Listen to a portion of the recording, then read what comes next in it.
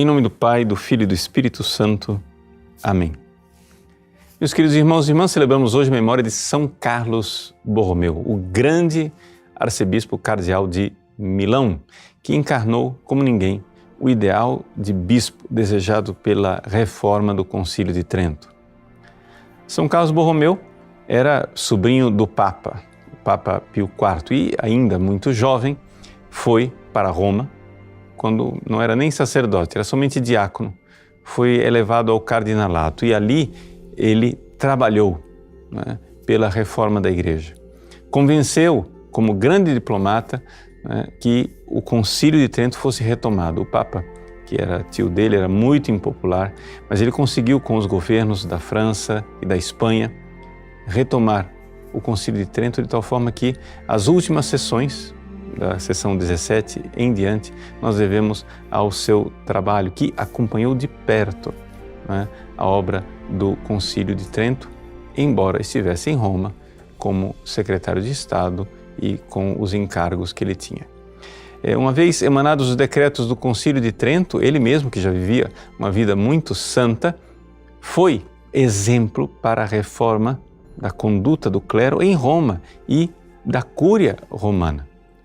O embaixador de Veneza, em Roma, na época, disse que só o exemplo do cardeal Carlo Borromeu fez mais bem ao ambiente da Cúria Romana do que os próprios decretos do Concílio de Trento.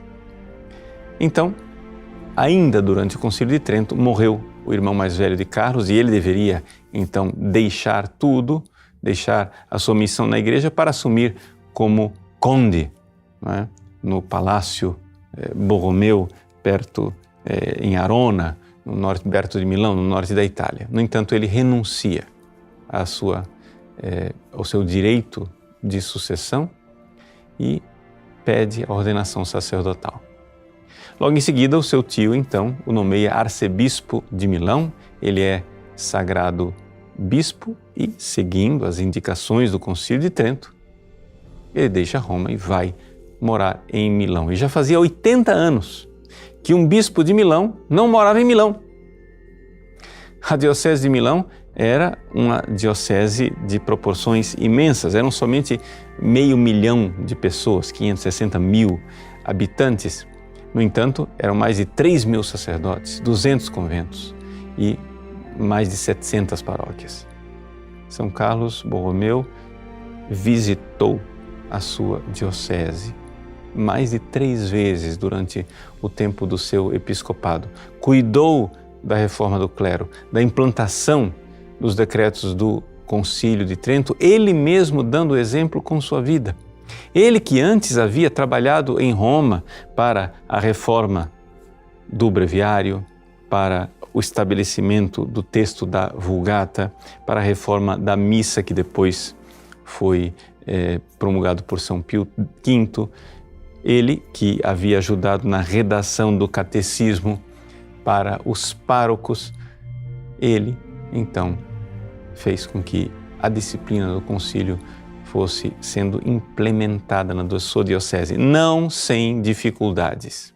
Para vocês terem ideia, um dia quando ele estava rezando em sua capela, ele foi atingido por um disparo de arcabuço, uma bala, que atravessou a sua batina e a sua sobrepeliz, mas não o atingiu milagrosamente.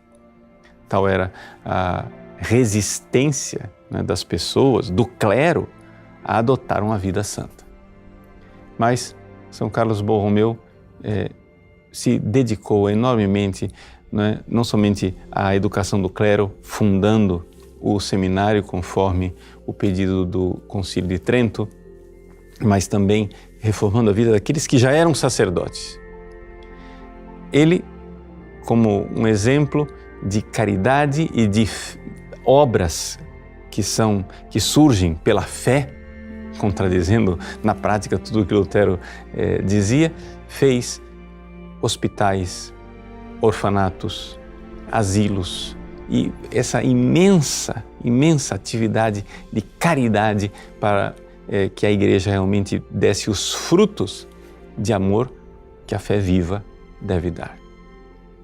Foi então que ele viu a sua diocese atingida pela peste.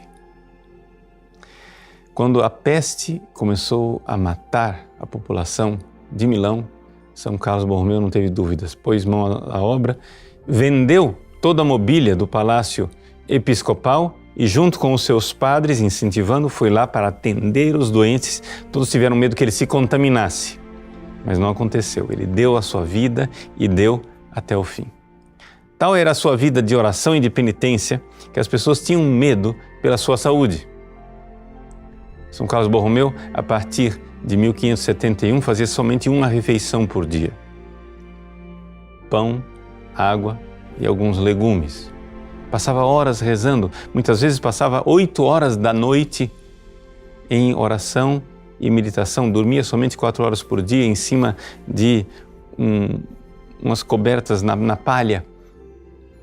Vivia uma vida austera, com seu rosto cavado pelos jejuns, mas vivia isso por amor a Cristo.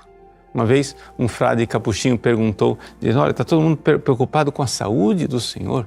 Ele disse então, dando o exemplo a todos nós: não é possível uma vela iluminar os outros sem se gastar. Que São Carlos Borromeu, exemplo extraordinário e luminoso de pastor, de bispo, de homem contemplativo e ativo, de grande fé e de grandes obras, seja para nós intercessor no céu, modelo para a nossa vida aqui na terra. Deus abençoe você. Em nome do Pai, e do Filho e do Espírito Santo.